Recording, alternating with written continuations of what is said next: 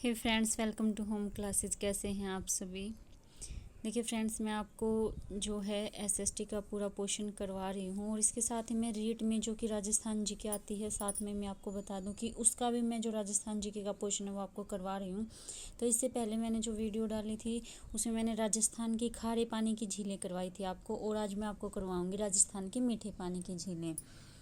तो जो फ्रेंड्स हैं वो अगर किसी भी चीज़ की प्रिपरेशन कर रहे हैं कम्पिटिटिव एग्ज़ाम की, तो वो हमारे चैनल को सब्सक्राइब कर सकते हैं, क्योंकि आपको हमारे चैनल पर सभी वीडियोस मिल जाएंगी, चाहे वो हिस्ट्री से रिलेटेड है, चाहे वो पॉलिटिकल से रिलेटेड है, इसमें रीट में जो आता है राजस्थान जी के उससे रिलेटेड है, या फिर राजस्थान में एसआई का एग्ज़ाम होने वाला है उससे भी रिलेटेड आपको वीडियोज़ मिल जाएंगी। तो फ्रेंड्स चलिए स्टार्ट करते हैं। राजस्थान में मीठे पानी की झीलें। जो सबसे पहली झील है वो कुलायत झील है, जो राजस्थान में मीठे पानी की झील है। ये कहाँ पे है? सबसे पहले जब हम कोई भी झील करते हैं तो हमें ये पता होना चाहिए कि वो है कहाँ पर। ये है हमारे बीकानेर में, और इसका उपनाम क्या है? शुष्क मरुस्थल का सुंदर मरु उद्यान। कई बार एग्जाम में ये पूछ लिया जाता है कि शुष्क मरुस्थल का सुंदर मरु उद्यान किस झील को कहा जाता है, तो ये है कुलायत झील। यहाँ पर अब इम्पोर्टेंट क्वेश्चन आता है कि किसने यहाँ पर क्या इम्पोर्टेंट काम किया था। जो कपिल मुनि थे उसकी तपोभूमि माना जाता है इसे, कोलायत झील को। और यहाँ पर कार्तिक पूर्णिमा को राज्य का मेला लगता है, और इसका आकर्षक केंद्र क्या है? दीपदान परंपरा है। दीपदान परंपरा देखिए क्या होती है, इस झील में दीप जलाकर क्या किए जाते हैं? प्रवाहित किए जाते हैं।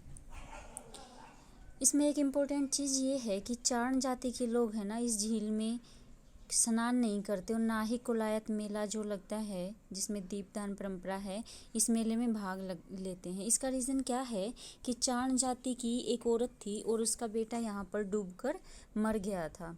तो जो चारण जाति की वो औरत थी उसको माता माना जाता था, तो उसने अपने बेटे को तो जिंदा कर लिया था, लेकिन उसने यह वचन भी दिया था कि मेरी जाति का, मतलब चारण जाति का कोई भी व्यक्ति ना तो इस झील में स्नान करेगा और ना यहाँ पे मेले में आएगा। तो इसके पीछे ये रीज़न है।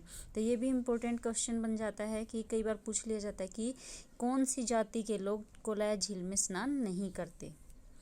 इसके बाद नेक्स्ट हमारा जो आता है सेकंड है अन्ना सागर झील। ये झील काफ़ी इम्पोर्टेंट है। अन्ना सागर झील कहाँ है? अजमेर में है। और इसका निर्माण किसने करवाया था? अर्णोराज या अन्ना जी ने। ये दोनों एक ही इंसान है, इनको कहीं पे अर्णोराज भी बोला गया है, कहीं पे अन्ना जी भी बोला गया है।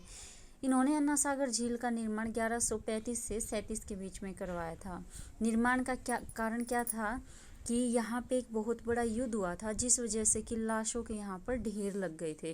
तो खून से रंगी धरती को साफ करके कौन सी झील बनाई गई है, ये क्वेश्चन भी पूछ लिया जाता है, तो अन्ना सागर झील बनाई गई थी। देखिए एक्चुअली क्या हुआ था, इसके पीछे स्टोरी क्या है, खून से रंगी धरती को साफ करके कैसे बनाई गई थी। वहाँ पर बहुत ही ज़्यादा जब लाशें इकट्ठा हो गई थी, तो वहाँ जब लाशें सड़ने लगी थी तो आसपास में बदबू फैल गई थी। तो जब अन्ना जी को ये पता लगा तो उन्होंने चंद्रा नदी के जल का बहाव इस साइड कर दिया था, जहाँ पे वो लाशों का ढेर था, मतलब जो मैदान था। लेकिन फिर क्या हुआ, वो लाशें जो थी वो तो चंद्रा नदी के बहाव में चली गई, लेकिन वहाँ पे फिर भी मिट्टी से बदबू आने जो आ रही थी वो वहाँ से नहीं मिटी। वहाँ पर एज इट इज़ खून की बदबू, या फिर कह सकते हैं लाशों से जो बदबू आ रही थी, उस धरती में वो खून समा गया था। तो फिर क्या किया अन्ना जी ने, वहाँ की मिट्टी को कलेक्ट करवाया, मतलब वहाँ की खुदाई की बहुत सारी, और उस मिट्टी को किसी अज्ञात जगह पर डलवा दिया। फिर वहाँ पर क्या हुआ, जो मिट्टी खुदवाई गई थी उससे वहाँ पर बहुत बड़ा गहरा गड्ढा बन गया।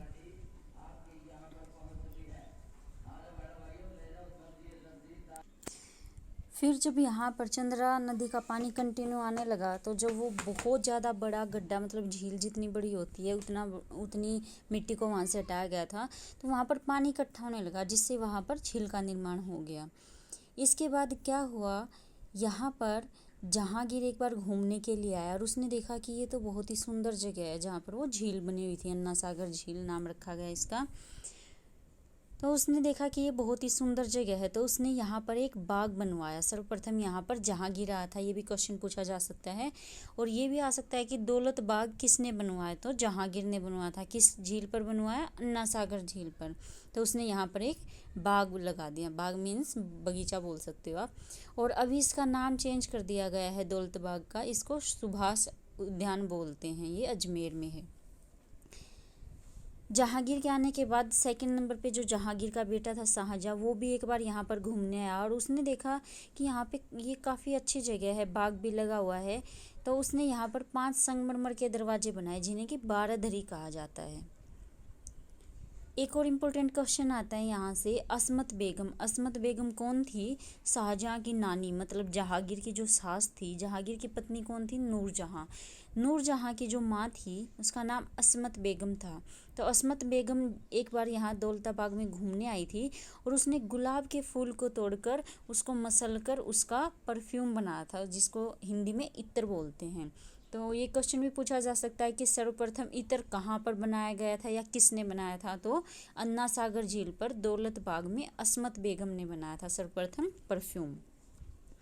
इसके बाद नेक्स्ट आ जाता है कि अकबर का यहाँ एक किला भी है अजमेर में जिसको मैगजीन दुर्ग बोला जाता है।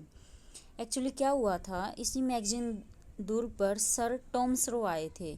सर टॉमसरो आई थिंक आपको पता होगा अगर आपने हिस्ट्री की होगी। सर टॉमसरो कौन थे? वो एक अंग्रेज अधिकारी थे, मतलब व्यापारी टाइप में बोल सकते हो आप, जिसने कि सबसे पहले परमिशन ली थी कि मैं इंडिया में अपना व्यापार करूं। तो जहांगीर से उसने सर्वप्रथम 10 जनवरी 1616 को इसी मैगजीन दुर्ग पर, जो कि अकबर का किला है दौलताबाग के पास, वहाँ पर जहांगीर से उसने परमिशन ली थी इंडिया में व्यापार करने की। तो ये क्वेश्चन भी पूछा जा सकता है कि व्यापार की सर्वप्रथम अनुमति लेने वाला अंग्रेज कौन था? सर टॉमसरो। और किससे ली थी? जहांगीर से। अगर डेट पूछी जाए तो 10 जनवरी और स्थान पूछा जाए तो दौलताबाग के पास मैगजीन दुर्ग।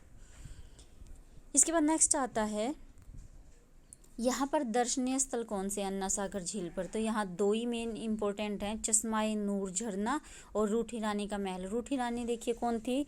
जो जहांगीर की पत्नी थी नूरजहाँ, उसी को रूठी रानी बोला जाता है। तो उसका यहाँ पर एक महल है, वो यहाँ पर रूठ कर आ गई थी, तो इसलिए इसे रूठी रानी का महल बोला जाता है। ये हमारी अन्ना सागर झील थी। आई होप आपको अच्छे से समझ आ गई होगी। इसमें से जो इम्पोर्टेंट क्वेश्चन है मैंने वो भी साथ में बताए हैं कि दौलताबाग का निर्माण किसने करवाया? जहांगीर ने। बारादरी किसने करवाया? शाहजहाँ ने, जो कि 5 संगमरमर के दरवाजे हैं। इसके बाद है कि सर्वप्रथम इत्र किसने बनाया था? तो वो बनाया था अस्मत बेगम ने। ये कौन थी? जहांगीर की सास थी। गुलाब से बनाया था इसी दौलतबाग में। इसके बाद हमारी आ जाती है जैसमंद झील। ये काफ़ी इम्पोर्टेंट झील है। जैसमंद झील कहाँ पर है? ये उदयपुर में है। और इसका निर्माण किसने करवाया था? इसका निर्माण राजा जयसिंह ने करवाया था। कौन सी नदी के जल को रोककर? गोमती नदी के जल को रोककर 1685 से 1691 के बीच में। स्थानीय भाषा में इसे ढेबर झील कहते हैं। देखिए ये क्वेश्चन पीछे आया हुआ है कि किस झील को ढेबर झील कहा जाता है? तो जैसमंद झील को ढेबर झील बोला जाता है। इस पर 7 छोटे बड़े टापू हैं और इसे जलचरों की बस्ती भी बोला जाता है। इस झील को सबसे बड़ा जो टापू है यहाँ पर वो बाबा का भांगड़ा है और जो सबसे छोटा टापू है वो प्यारी है। तो ये भी पूछा जा सकता है कि जैसमंद झील पर सबसे बड़े टापू का क्या नाम है? तो बाबा का भांगड़ा। और सबसे छोटा जो टापू है उसका नाम है प्यारी। ये विश्व की दूसरी सबसे बड़ी मीठे पानी की झील है। आपको पता होगा कि भारत की, ये भारत की दूसरी सबसे बड़ी मीठे पानी की झील है। जो सबसे बड़े पानी की झील है वो हमारी वुलर झील है। और सेकंड नंबर पे आती है जैसमंद झील। इन 7 टापुओं पर भील और मीणा जाति के लोग रहते हैं। आपने देखा होगा कि राजस्थान में जो मोस्टली जनजातियां हैं वो मीणा है और भील हैं। तो इन 7 टापुओं पर भील और मीणा जनजाति के लोग ही रहते हैं जैसमंद झील पर। 1950 ईस्वी में देखिए एक इम्पोर्टेंट काम हुआ था। सिंचाई के लिए इस झील से 2 नहरें निकाली गई थी। एक नहर थी भाट व दूसरी नहर थी श्यामपुरा। इसके बाद आता है हमारा, इस पर दर्शनीय स्थल कौन सा? तो इस पर एक ही इम्पोर्टेंट है, जैसमंद झील पर नर्मदेश्वर महादेव का मंदिर है यहाँ पर। इसके बाद हमारी नेक्स्ट झील आ जाती है फ्रेंड्स फतेह सागर झील। तो फतेह सागर झील और जैसमंद झील दोनों उदयपुर में है और दोनों का ही निर्माण महाराजा जयसिंह ने करवाया था। फतेह सागर झील का नाम फतेह सागर क्यों रखा गया है? क्योंकि इसका पुनर्निर्माण जो है वो फतेह सिंह ने करवाया था, इसलिए इसको फतेह सागर बोले। जो इसके उपनाम हैं वो कई बार एग्जाम में पूछे गए हैं। इसका जो उपनाम है, एक कनोट बांध बोला जाता है इसको और एक बोला जाता है देवली तालाब। एक और इम्पोर्टेंट आता है एडवर्ड बांध, भी पूछा गया कई बार एग्जाम में, जो कि फोय झील पर है। तो इसके उपनाम है देवली तालाब और कनौट बांध। ये आपको मोस्ट इम्पोर्टेंट है, ये आपको याद रखने हैं। इसके बाद है कि इस झील पर महाराणा प्रताप की अश्वारूढ़ प्रतिमा है। अश्वारूढ़ का मीन्स होता है कि महाराणा प्रताप घोड़े पर बैठे हुए हैं, वो यहाँ पर एक प्रतिमा बनाई गई है। सेकंड है इस पर नेहरू पार्क है। और थर्ड है संग्राम सिंह द्वितीय था जो यहाँ पर 7 सहेलियों की बाड़ी नामक उद्यान लगाया था, मतलब उसने भी एक बाग लगाया था। तो ये क्वेश्चन आ सकता है कि किस झील पर 7 सहेलियों की बाड़ी नामक उद्यान है, तो फतेह सागर झील पर। और इसे संग्राम सिंह ने बनवाया था। कि देखिए इसके पीछे रीज़न है एक कि उसके जो बेटी थी उसकी 7 सहेलियां थी, वो उसकी बेटियां आपस में, तो उसी की नाम पर इसका नाम रखा गया है 7 सहेलियों की बाड़ी, क्योंकि वो यहाँ पर मोस्टली आती थी। इसके बाद मोस्ट इम्पोर्टेंट है देश की प्रथम सौर वेधशाला यहाँ पर बनाई गई है फतेह सागर झील पर, और ये अहमदाबाद सिटी ने बनाई है। कब बनाई थी? जो अहमदाबाद सिटी है इसका निर्माण कब हुआ था? ये 1975 में हुआ था। तो ये हमारी काफ़ी इम्पोर्टेंट झील है फतेह सागर झील, ये आपको करनी है। इसके बाद आती है हमारी फोय सागर झील। ये अजमेर में है और इसका निर्माण एक इंजीनियर ने करवाया था, और उस इंजीनियर के नाम पे ही इसका नाम रखा गया है फोय सागर झील। इस इंजीनियर का नाम था मिस्टर फोय, और इन्होंने बांडी नदी के जल को रोककर इसे 1891-92 में बनाया था। और इसके बनाने के पीछे मेन कारण क्या था? अकाल कार्यों के दौरान निर्माण हुआ था। जब मतलब अकाल में जो राहत कार्य किए जा रहे थे तब इस झील का निर्माण किया गया था। आई होप फ्रेंड्स कि आपको वीडियो अच्छी लग रही होगी। अगर आपको वीडियो पसंद आ रही है तो प्लीज़ लाइक करें। अगर आपने किसी ने हमारा चैनल सब्सक्राइब नहीं किया तो चैनल को भी सब्सक्राइब कर लें, ताकि आने वाली वीडियोज़ की नोटिफिकेशन आपको मिलती रहे। साथ ही बेल आइकन को भी प्रेस करें। इसके बाद हमारी नेक्स्ट आती है राजसमंद झील। ये झील काफ़ी इम्पोर्टेंट है। राजसमंद झील जो है वो काकरोली में है, और काकरोली कहाँ पड़ता है? राजस्थान में। देखिए यहाँ पर एक क्वेश्चन और बता देती हूँ मैं कि राजसमंद का ये एकमात्र जिला है जिसका हेड क्वार्टर जिले के नाम से अलग है। मतलब राजसमंद में राजसमंद टाइप का कुछ भी नहीं है, वहाँ पर सिर्फ ये झील है, और इसी झील के नाम पर जिले का नाम राजसमंद रखा गया है। जो इसका हेड क्वार्टर है देखिए जैसे जयपुर है, जयपुर जिला है, तो उसका हेड क्वार्टर कहाँ है? जयपुर में है। इसके बाद और ज़िले हैं आपके, प्रतापगढ़ है उसका प्रतापगढ़ में है। जैसलमेर का जो हेड क्वार्टर है वो जैसलमेर में है। हेड क्वार्टर होता है जिला मुख्यालय, लेकिन जो राजसमंद है उसका जो जिला मुख्यालय है, हेड क्वार्टर है, वो राजसमंद में नहीं है, वहाँ पे काकरोली में है। और ये राजसमंद झील भी कहाँ है? काकरोली में। इसका निर्माण जो है वो राज सिंह ने करवाया था गौतमी नदी के जल को रोककर 1662 से 1676 के बीच में। देखिए यहाँ पर क्या है कि राजा ने ये एक, इसके पीछे एक स्टोरी है राजसमंद झील के पीछे, मैं आपको बता देती हूँ। यहाँ पर जो राजा था, घेवरबाई का जिक्र होगा इसके बाद इसमें। यहाँ पर जो राजा था उसने एक झील का निर्माण करवाया जिसका नाम रखा राजसमंद झील। लेकिन क्या होता था कि जब भी इस झील को पानी से भरते थे तो वो राजा को कुछ ही दिनों या कुछ ही टाइम के बाद बिल्कुल खाली हुई मिलती थी, मतलब इसमें पानी नहीं रुकता था। तो फिर राजा ने क्या किया, जो उसके राज पंडित होते हैं या फिर विद्वान थे उनकी सलाह ली कि ऐसा क्यों है। एक बार महान पंडित आया हुआ था तो उसने बताया कि जिस भी जो ये झील बनाई है आपने, इसमें पानी रुक जाएगा, लेकिन इसके लिए आपको क्या करना पड़ेगा? एक कुंवारी कन्या जो कि पतिव्रता हो, उसके जिसके बाई गाल पर तिल हो, उससे आप इसकी नींव रखवा लो दोबारा से, तो इसमें पानी रुकना शुरू हो जाएगा। तो फिर राजा ने क्या किया, अपने जो उसके सैनिक थे उनको भेजा चारों दिशाओं में कि ऐसी लड़की को ढूंढो जिसके कि बाएं गाल पर तिल हो और पतिव्रता हो, और उसको यहाँ पर ले आओ। तो उन्होंने ऐसा ही किया। तो ये घेवरबाई जो थी यही वो लड़की थी। उन्हें कहाँ मिली? ये इन्हें MP में मिली, मतलब मध्य प्रदेश में, मध्य प्रदेश के मालवा में, जिसका नाम था घेवरबाई। तो सैनिक उसको वहाँ से ले आए, और वहाँ से लाने के बाद उन्होंने क्या किया, राजा ने दोबारा से इस झील की नींव रखवाई घेवरबाई से, और फिर क्या हुआ, ऑटोमेटिक ही ऐसा मतलब चमत्कार हुआ कि इस झील में पानी रुकना स्टार्ट हो गया।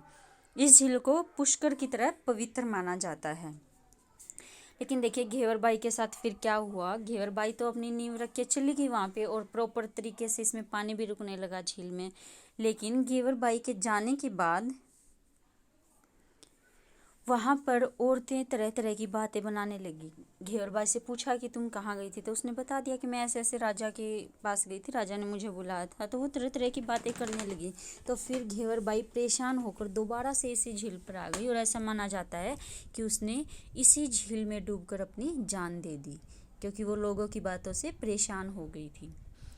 तो इस झील पर इसी वजह से घेवर माता का मंदिर बनाया गया है। ये घेवर बाई जो है फिर वो उनको माता मानने लगे, जो उनकी डेथ हो गई थी, उन्होंने सुसाइड कर लिया था। तो यहाँ पर घेवर माता का मंदिर भी बनाया गया है। तो घेवर माता का यहाँ पर जो है, इसीलिए मैंने आपको ये स्टोरी बताई है ताकि आपको अच्छे से याद रहे। इस झील को पुष्कर की तरह पवित्र माना जाता है और यहाँ पर क्या है, 9 चौकी की पाल बनाई गई है। और इस झील के ये उत्तर दिशा में, मैंने यहाँ पे देखिए ये डायग्राम भी बनाया है। ज़्यादा अच्छा तो नहीं बनाया, पर आपको पता लग जाएगा कि उत्तर दिशा में मतलब नॉर्थ में 9 चौकी की पाल बनाई गई है। यहाँ पर संगमरमर के 25 शिलालेखों पर मेवाड़ का इतिहास लिखा गया है, जिसे कि राज प्रशस्ति बोलते हैं। और इसका निर्माण, राज प्रशस्ति क्या है, 25 शिलालेखों पर मेवाड़ का जो इतिहास लिखा गया है उसी को राज प्रशस्ति बोलते हैं। और ये राजसमंद झील पर है। और इसकी रचना किसने की थी, रणछोड़ भट्ट तेलंग ने की थी। ये तेलुगु भाषा का एक कवि है, लेखक है, सॉरी। इसके बाद है कि जो राजसमंद झील है उस पर दर्शनीय स्थल कौन कौन से हैं। तो राजसमंद झील पर घेवर माता का मंदिर है, द्वारिकाधीश का भव्य मंदिर है और दयाल दास का किला है। ये 3 ही यहाँ पर इम्पोर्टेंट दर्शनीय स्थल है। देखिए, चाहे हम कोई भी झील करें तो उसके दर्शनीय स्थल हैं वो काफ़ी इम्पोर्टेंट हैं, वो हमें लर्न करने होंगे। इसके बाद हमारी नेक्स्ट आती है पिछोला झील। ये झील भी काफ़ी इम्पोर्टेंट है। पिछोला झील का निर्माण जो है एक छत्तरमल नाम के बंजारे ने किया था। माना जाता है कि इसने इस झील का निर्माण अपने बैल, जिसका नाम कि बिट्ठू था, उसकी याद में बनवाई थी। और 2 नदियों के जल को रोककर ये बनाई गई है, सीसारमा और बूसड़ा नदी के झील को। जब छतरमल बंजारे ने पिछोला झील का निर्माण किया तो उस समय राजस्थान का जो राजा था वो राणा लाखा था और इस झील का निर्माण 14वीं शताब्दी में किया गया था। फिर इसका पुनर्निर्माण भी करवाया राणा सांगा ने करवाया 1525 में। और इस पर जो है वो दर्शनीय स्थल हैं, 2 हैं, ये मोस्ट इम्पोर्टेंट दर्शनीय स्थल हैं। पिछोला झील के दर्शनीय स्थल आपको याद रखने चाहिए। यहाँ पर है जगमंदिर और एक है जगत निवास महल। शाहजहाँ, माना जाता है कि जो यहाँ का जगमंदिर है वो बहुत सुंदर है और शाहजहाँ यहाँ पर एक बार घूमने आया था और ताजमहल बनाने की जो प्रेरणा थी उसको शाहजहाँ को यहीं से मिली थी। उसके बाद ही शाहजहाँ ने ताजमहल का निर्माण करवाया था। जब वो जगमंदिर को देख कर गया था तो उसको ये बहुत ज़्यादा सुंदर लगा था। इसके बाद सेकंड है इसमें दर्शनीय स्थल जगत निवास महल। जगत निवास महल को दुनिया का सबसे सुंदर महल माना जाता है कि ये इतना सुंदर है कि पूरी विश्व में इससे सुंदर कोई भी महल नहीं है। इसके बाद है इसमें जो दर्शनीय स्थल हैं वो है चामुंडा माता का मंदिर, नटनी या गलकी का चबूतरा, और इसमें एक है राजमहल जिसको कि चंद्र महल भी बोलते हैं। इसमें एक बाघोर हवेली है। इस बाघोर हवेली में विश्व की सबसे बड़ी पगड़ी रखी हुई है। तो ये क्वेश्चन आपसे पूछा जा सकता है कि विश्व की सबसे बड़ी पगड़ी कहाँ रखी हुई है, तो बाघोर हवेली पिछोला झील पर रखी गई है, जो कि राणा सांगा की मानी जाती है कि ये पगड़ी जो है राणा सांगा की है और ये 32 मीटर लंबी है। इसके बाद है कि पिछोला झील और फतेह सागर झील के बीच में एक और झील है जो कि इनके बीच में पानी का जो है आवाजाही होती रहती है। तो ये है स्वरूप सागर झील। ये भी क्वेश्चन पूछा जा सकता है कि पिछोला झील और फतेह सागर झील के बीच में कौन सी झील है, तो ये है स्वरूप सागर झील। ये काफ़ी इंपॉर्टेंट है फ्रेंड्स। और मेनली जो है जग मंदिर और जगत मंदिर है, ये क्वेश्चन भी पूछा जा सकता है कि शाहजहाँ को ताजमहल बनाने की प्रेरणा कहाँ से मिली, तो जो पिछोला झील पर जग मंदिर है वहाँ से। इसके बाद नेक्स्ट हम करेंगे पुष्कर झील। फ्रेंड्स, ये जो है जितनी भी हमने झील की हैं सबसे इम्पोर्टेंट है और सबसे पुरानी झील भी है और सबसे पवित्र झील भी इसको माना जाता है। और ये कहाँ पर है, अजमेर में। पहले हम इसके उपनाम देख लेते हैं। इसको तीर्थ भी माना जाता है, पंचम तीर्थ बोला जाता है इसको, जैसे कि हमारे 4 तीर्थ बोलते हैं तो ये पंचम तीर्थ भी बोला जाता है। तो ये काफ़ी इम्पोर्टेंट झील है। इसको कोंकण तीर्थ, पंचम तीर्थ, तीर्थराज, देवराज, प्रयागराज, आदि तीर्थ। आदि तीर्थ होता है बहुत प्राचीन तीर्थ, मंदिरों की उपनगरी तथा तीर्थों का मामा भी बोला जाता है। इसका निर्माण किसने करवाया था? इसका निर्माण देखिए, इसका निर्माण जो है पद्म पुराण ग्रंथ के अनुसार हमें ये जो है जानकारी पद्म पुराण ग्रंथ में मिली है कि इसका निर्माण स्वयं वर्मा ने किया था। और पुष्कर जो नाम रखा था इसका, वो पुष्करणा ब्राह्मणों के नाम पर इस झील का नाम रखा गया था। ये भारत की सबसे प्राचीन झील मानी जाती है और पवित्र झील भी मानी जाती है। देखिए साथ ही ये क्या है कि सबसे प्रदूषित झील भी है, क्योंकि काफ़ी लोग जो हैं इसमें अस्थियां विसर्जन करते हैं अपने पूर्वजों की, तो सबसे प्रदूषित झील भी है। और देखिए अगर कोई झील प्रदूषित होगी, मतलब उसमें बहुत ज़्यादा गंदगी होगी, तो उसकी सफाई का कार्य भी होगा। तो इस झील की जो सफाई का कार्य है वो कनाडा सरकार की मदद से होता है।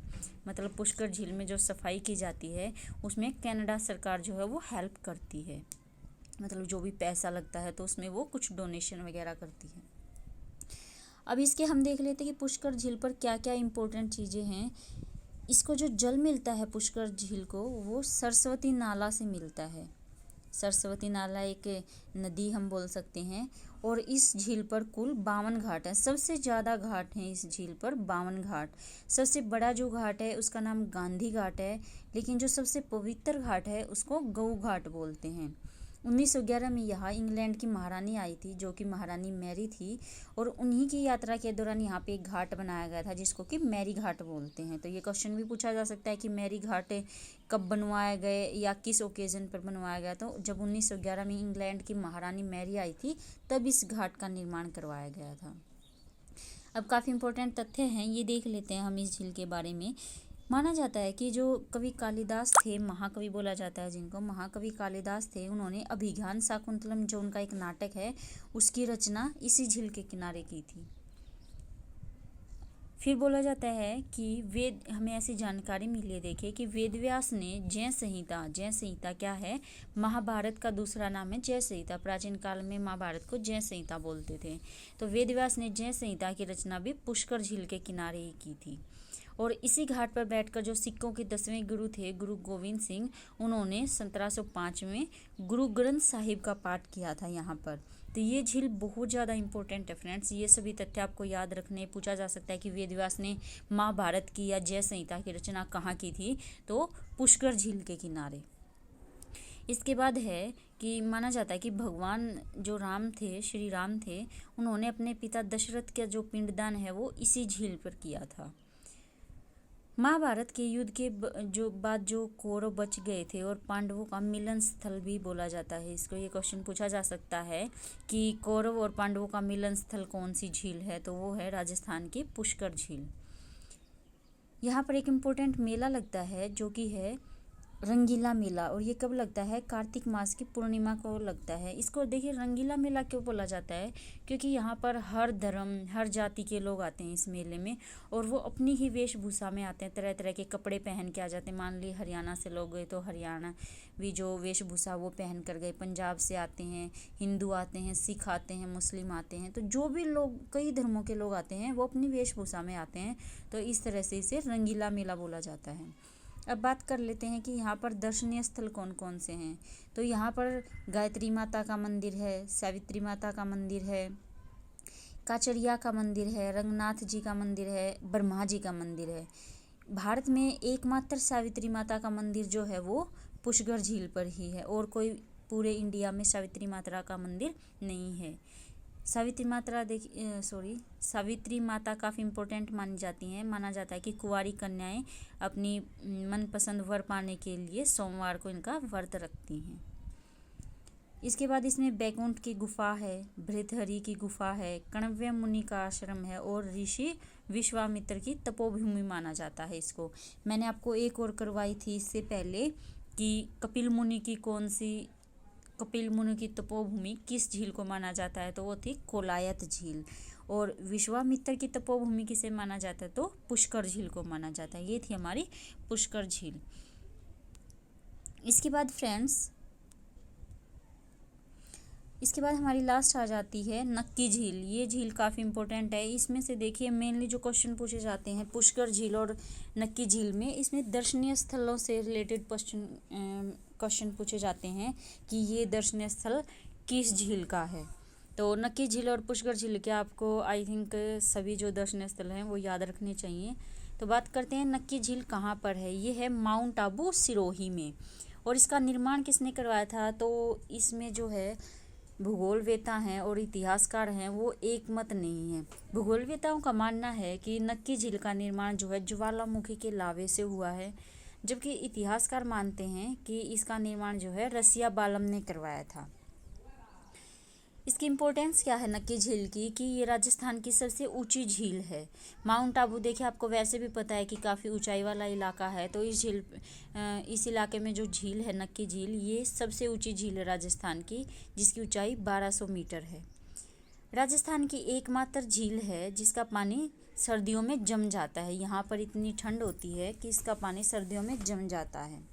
जम जाता का मीन्स देखिए ये नहीं है कि बिल्कुल बर्फ़ हो जाता है। जम जाता मीन्स से हमारा मतलब है कि जो ऊपरी सतह है इसकी वो जो है सॉलिड में कन्वर्ट हो जाती है।